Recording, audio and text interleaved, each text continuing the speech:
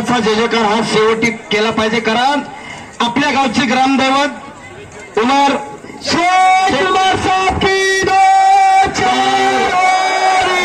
मध्ये 110 या ठिकाणी सहकार्य करावे आणि कुस्तीला प्रारंभ होतो. एकमेकाच्या अंगावरती तांबडी माती टाकली जाते.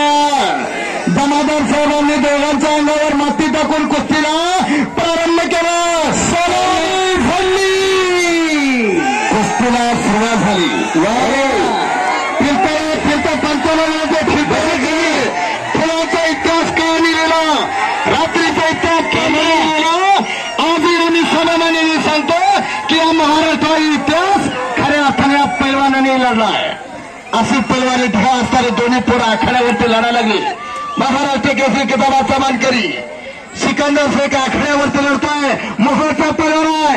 एका गरीबा घरचं पोरगा आखाड्यावरती लढायला लागला. विक्रांत